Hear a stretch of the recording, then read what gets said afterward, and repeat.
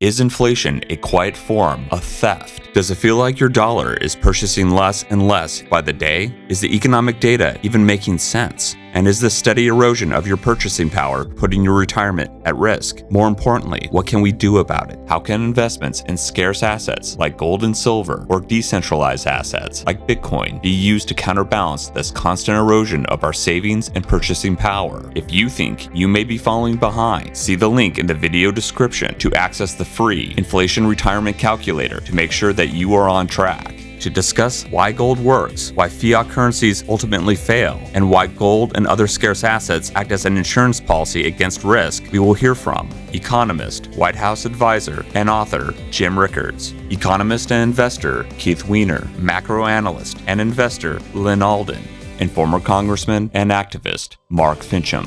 When this Morgan silver dollar was minted by the U.S. government, it was $1. Today, this same coin is equal to $20. And I think that we have all since childhood heard about the idea of inflation. What the IRS has figured out at the federal level is how to tax inflation as a gain. They call it capital gains because they want to say that you buy this with this. The truth couldn't be any further than away from that position. This is an exchange of one type of currency for another. Actually, it's a conversion of one type of currency for another because of a lack of trust.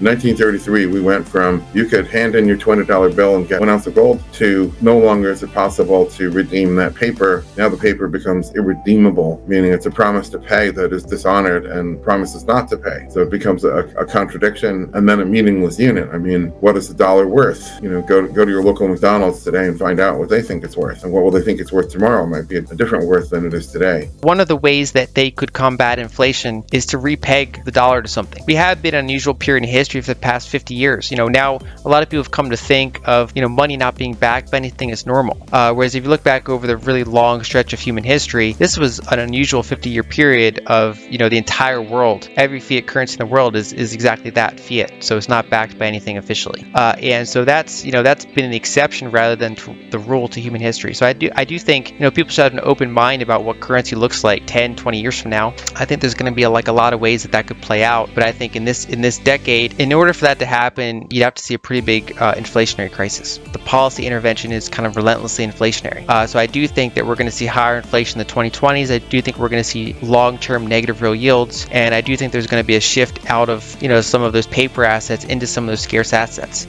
And ultimately, where that settles, I think, is an open question. But I think the first step is to make sure you have exposure to some of those scarce assets, things that have kind of intrinsic value, whether they're real estate, whether it's key commodities like copper or uranium or nickel or silver, things like that. Gold for some investors, maybe high quality equities, things like that basically is a claim on something of intrinsic value.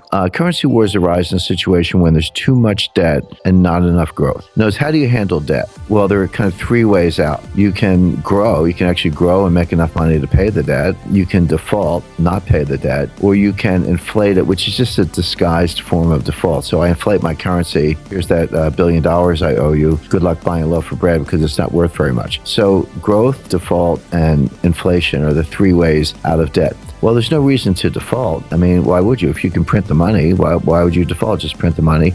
So we end up with inflation as the answer. Fine, I can't control the world, but I can control my own portfolio. And converting central bank money, which goes by the name of dollars or euros, into gold is a way, in my view, to preserve wealth. As far as a gold standard is concerned, there's not a central bank in the world that wants a gold standard. You can be certain of that. My question is, are you at some point forced to go to a gold standard, not because you want to, but because you have to restore confidence in some kind of, collapse of confidence or systemic crisis, probably much worse than we saw in 2008? And the answer is you might have to do it just to put a lid on things if you don't reform the international monetary system sooner. So we're stuck in this weak growth cycle. We're seeing lost confidence in central bank money, and that's part of what's driving the price of gold higher.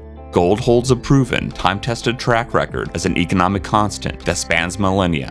Why is it important to have an economic constant? What is the main question every person planning their retirement or building a business needs to ask themselves? Are we growing wealth or losing wealth? And how do we measure this? Gold is that tool. The 5,000-year history, gold is the one asset that has outlasted numerous business cycles, economic downturns, booms and busts, stock market bubbles, and the rise and fall of every currency. And unlike depreciating, faith-based fiat currency, gold is no one's liability. Gold IRAs provide a tax-deferred means of building wealth, storing it securely, as well as protecting your retirement and purchasing power from counterparty risk. If you are ready to start your gold investing journey, see the links in the video description to the best gold IRA companies that we have personally reviewed and vetted.